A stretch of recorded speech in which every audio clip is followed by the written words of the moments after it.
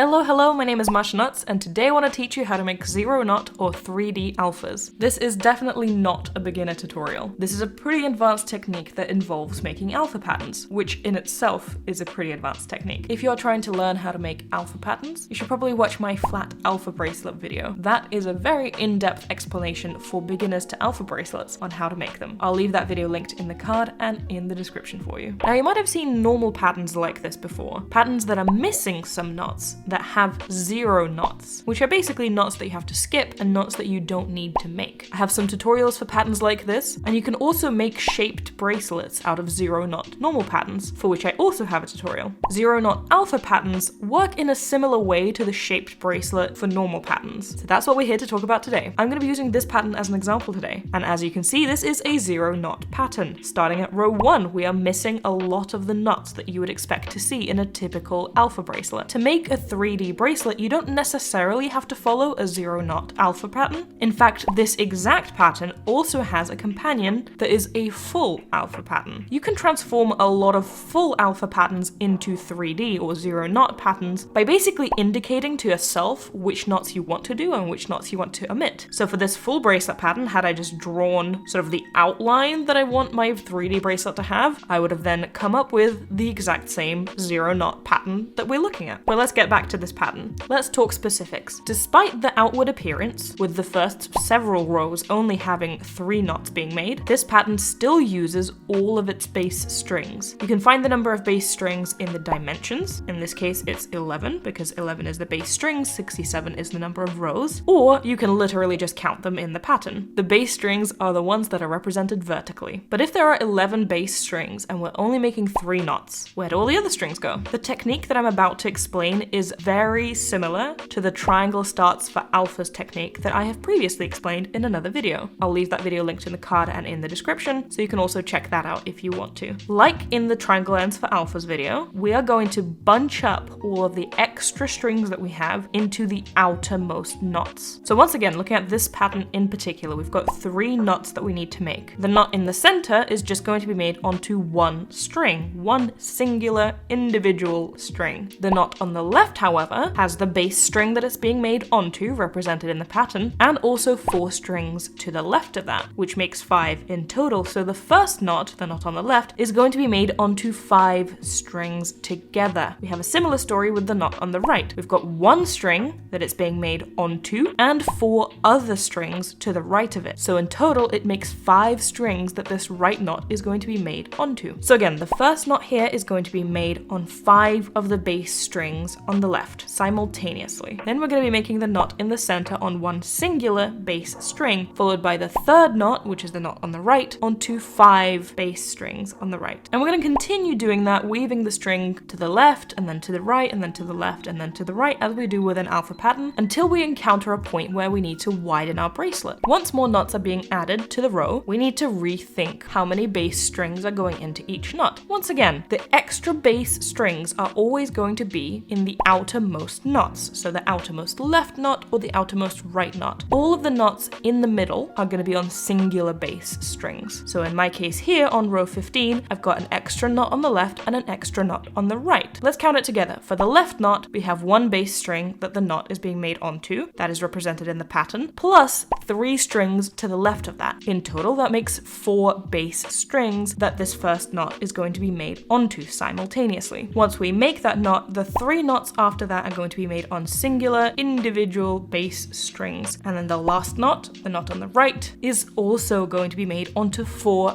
base strings together. Moving further down on the next row, this time we're going from right to left, as we can see the arrows represented on row 16. Looking at the first knot that we're going to encounter, which is the outermost right knot that we see represented on this row, we see that there is 1 string going through it in the pattern, plus 2 strings to the right of that, which in total makes 3 strings that this knot is going to be made onto. Then we have 5 knots in the middle that are going to be made as normal, and the last knot, which is the one on the left here for row 16, is also going to be made onto 3 strings together. And we can see that represented in the pattern by 1 string going through it and 2 on the left. And in this pattern, we continue following the pattern until row 20, at which point we need to shrink the bracelet again. So for row 21, the first knot, since we're going from left to right, would be the left knot, and that knot will need to be made onto 4 base strings, but specifically the 3 base strings it used to be made onto at row 20, at row 19, at row 18, and so on, plus the first base string that is closest to it on the right. So when we were widening our bracelet, it doesn't really matter which base string you bring out into the bracelet, because that's the first time it's going to be used as an individual string in the bracelet, so it really doesn't matter which one it is. But when you are contracting the bracelet, it is important that you take the correct one, which is going to be the closest one to the knot that you're making. So again, on the previous row, the leftmost knot was only made onto 3 strings. On this row, it's going to be onto 4 strings, and that 4th string is going to be the one that is closest to it. Then you make the 3 knots in the center onto individual strings, and then the knot on the right is also going to be contracting from row 20 to row 21, and you're also going to be taking the string that is closest to it into that new bundle. And on this row, it's going to be 4 strings in total. On row 22, you bring them out once again, and once you bring them out, it doesn't really matter which one you bring out again. Individual base strings only matter when you are contracting the bracelet. And that's how you're going to continue doing it. You widen on row 22. Since this pattern is symmetrical on both sides, on row 22, the knots are going to be made onto 3 base strings. Then you widen again on row 23. This time it's going to be on 2 base strings. You do a bunch of those rows, following the pattern as normal, and then you're going to contract on row 28, and the outermost knots are going to be made onto 3 base strings. Then you're going to widen again on row 30 and again on row 31. And by the time you get to row 31, you're actually going to be using all 11 of your base strings. So from rows 31 to 37 on this pattern, you're going to be using all of your base strings, and then you're going to contract again at row 38. And that's it. That's really how you follow the pattern. As I said, this is very similar to the triangle starts and ends tutorial, specifically for alpha bracelets. So I'll leave that linked in the card and in the description for you as well, because that's just a cool technique to know as well. There's lots of fun things that you can do with alpha bracelets. So there you go. This is how the bracelet turns out with this specific pattern. I added a few rows on the left and on the right just because I wanted the bracelet to be a little bit longer, but other than that, I followed the pattern exactly. There's plenty of 0 knot alpha patterns out there. Not all of them are symmetrical, so sometimes you'll have, let's say, 5 base strings on the left knot and maybe 2 on the right knot, or vice versa, you'll have 3 on the left knot and 7 on the right knot. So not all of them are symmetrical. I recommend starting with one that is, just to get the hang of the technique, and then moving forward. This is a really cool technique for bracelets and also for keychains and stuff. You can make some really cool designs with this. Let me know what your favorite 0 knot alpha pattern is, and maybe I'll try it. I hope you enjoyed today's video. If there is anything you want to ask, any questions, anything you didn't understand,